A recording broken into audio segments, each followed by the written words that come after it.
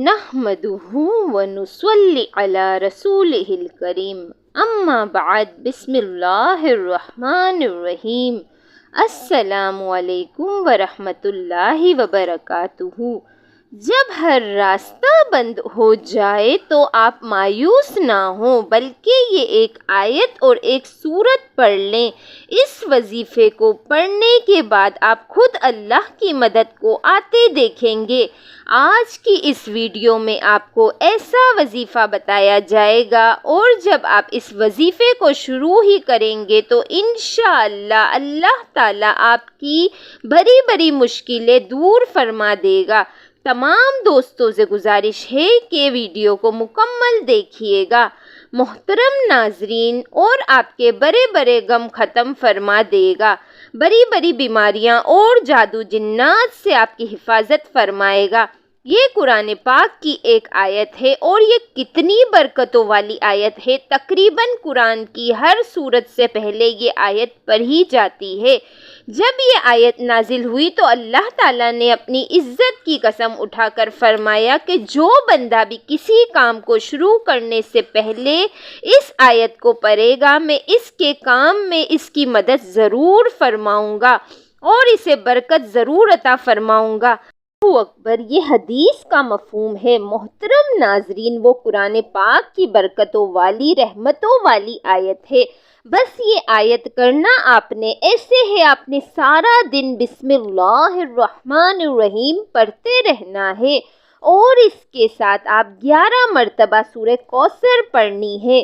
کسی بھی نماز کے بعد آپ یہ عمل کر سکتے ہیں، اور پڑھنے کے بعد پھر اللہ تعالیٰ سے دعا کرنی ہے۔ آپ نے یہ وظیفہ 2 دن کرنا ہے، تیسرے دن آپ کو اللہ کی مدد پہنچ جائے گی۔ پھر اس آیت کو پڑھنا شروع کر دینا ہے۔ اس آیت میں 2 اللہ تعالیٰ کے ایسے صفاتی نام ہیں، یا رحمانو اور یا رحیمو۔ جو بندہ ان کو پڑھتا ہے، اللہ کی رحمت کو جوش آتا ہے، پھر اس بندے کی بڑی بڑی دعائیں قبول ہو جاتی ہیں، اور اس کے بڑے بڑے غم اللہ تعالیٰ دور فرما دیتا ہے۔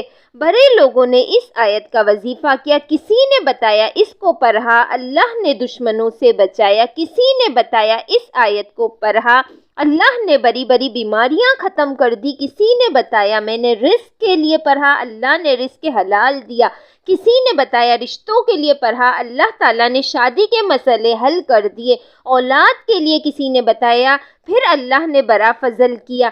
کہ کسی کام کے لیے بھی آپ یہ وظیفہ شروع کر لیں، کسی بھی نماز کے بعد بسم اللہ الرحمن الرحیم پڑھتے رہیں۔ اس کے بعد آپ نے 11 مرتبہ سورہ کوثر پڑھنی ہے، اور بعد میں اللہ سے دعا کریں۔ یہ وظیفہ آپ نے 2 دن کرنا ہے۔ آپ حیران رہ جائیں گے، اللہ تعالیٰ آپ کے ہر کام کو آسان کر دے گا اور آپ کی دعاؤں کو پورا فرما دے گا۔ ضرور پڑھیے گا۔ اس کے ساتھ نماز کا اہتمام بھی لازمی کریں۔ رسول اللہ صلی اللہ علیہ وآلہ وسلم نے فرمایا، جماعت کے ساتھ کسی کی نماز بازار میں یا اپنے گھر میں نماز پڑھنے سے درجوں میں کچھ اوپر 20 درجے زیادہ فضیلت رکھتی ہے، کیونکہ جب ایک شخص اچھی طرح وضو کرتا ہے، پھر مسجد میں صرف نماز کے ارادہ سے آتا ہے، نماز کے سوا اور کوئی چیز اسے لے جانے کا باعث نہیں بنتی، تو جو بھی قدم وہ اٹھاتا ہے اس سے 1 درجہ اس کا بلند ہوتا ہے، یا اس کی وجہ سے 1 گناہ اس کا معاف ہوتا ہے۔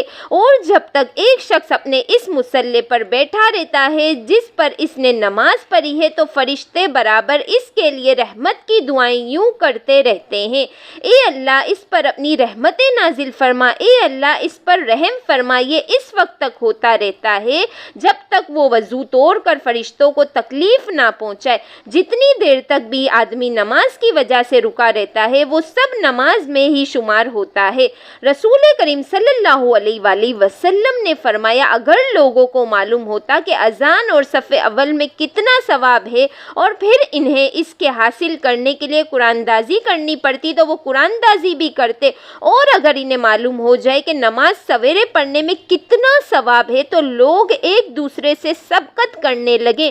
اور اگر انہیں معلوم ہو جائے کہ عشاء اور صبح کی کتنی فضیلتیں ہیں، تو اگر घुटनों के बल आना पड़ता तो फिर भी आते। रसूल अल्लाह सल्लल्लाहु अलैहि वसल्लम ने फरमाया, जिसने अजान सुनकर ये दुआ पढ़ी, ए अल्लाह, इस कामिल पुकार के रब और खड़ी होने वाली नमाज के रब मोहम्मद सल्लल्लाहु अलैहि वसल्लम को कुर्ब और नाफजीलत अता फरमा और इन्हें मकाम महमूद पर खड़ा कीजियो जिसका तूने इनसे वादा किया है, तो इसके लिए क़यामत के दिन मेरी शफाअत ज़रूर होगी। है कि अल्लाह ताला मेरा सुनाना और आपका सुनना बारगाह इलाही में कबूल और मंजूर फरमाए। आमीन सुम्मा आमीन। तमाम दोस्तों से गुजारिश है कि अल्लाह ताला के 99 नामों में से एक नाम कमेंट में ज़रूर लिखें। अल्लाह हाफिज़।